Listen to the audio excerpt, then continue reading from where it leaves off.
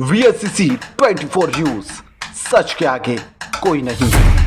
शेरगढ़ धनतर पंचायत के सुनातर गांव में निरंजन जीना और फुकालिया जीना पर बम और गोलीबारी की घटना के सिलसिले में 2 अन्य साजिशकर्ताओं को गिरफ्तार किया गया। गिरफ्तारियों की संख्या बढ़कर 8 हो गई है। पुलिस ने दोनों आरोपियों के पास से 3 पिस्तौल, 6 जिंदा गोलियां, 3 मैगजीन और 3 मोबाइल फोन जब्त कर अदालत में पेश किया। ज्ञात हो कि 25 जुलाई की शाम को निजी और राजनीतिक रंजिश के चलते निरंजन जीना और कालिया जीना पर बम और गोलीबारी की गई थी। इससे पहले इस घटना में 6 आरोपियों को गिरफ्तार किया गया था और उनके पास एक पिस्तौल, 40 जिंदा गोलियां, 7 रिवॉल्वर, 7 मोबाइल फोन और एक होंडा बाइक जब्त की गई थी। पता चला है कि घटना को अंजाम देने के लिए आरोपियों को 20 लाख रुपए की सुपारी दी गई थी। पुलिस ने अभी तक इस बारे में कुछ नहीं कहा है। आरोपियों को किसने रिश्वत दी और किसकी राजनीतिक दुश्मनी के चलते कालिया जीना पर हमला हुआ, लेकिन घटना की जांच अभी जारी है। आने वाले दिनों में और गिरफ्तारियां होने की उम्मीद है।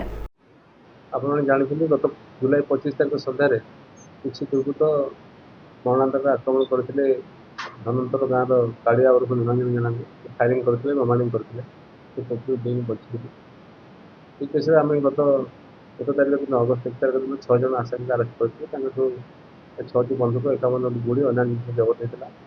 आज ये केस मुख्य कंट्राक्ट किलर सुपारी किलर धराक जमीर खान तार भाई भुखारी खान को आम गिरफ्त कर 2 पिस्तल, 1 रिवॉल्वर, टोटाल 3टी पिस्तल और 6 राउंड गुड़ी, 3टी मैगजीन, 3टी मोबाइल जबत कोर्ट प्रॉडक्ट तदन चली से जन तदन चली परिप्रेक्षी में तदन कर समय क्रमे जन गंजाम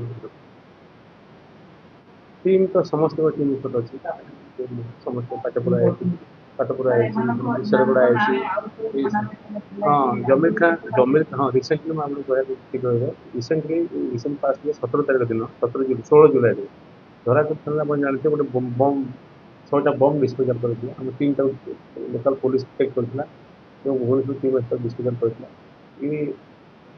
जमीर खान भल बम भिड़ एक्सपर्ट से भिड़ किसी अराजकता घटिया रखी एपरी भाव में प्राय 4 ରୁ 5 केस तदन चली जे अच्छी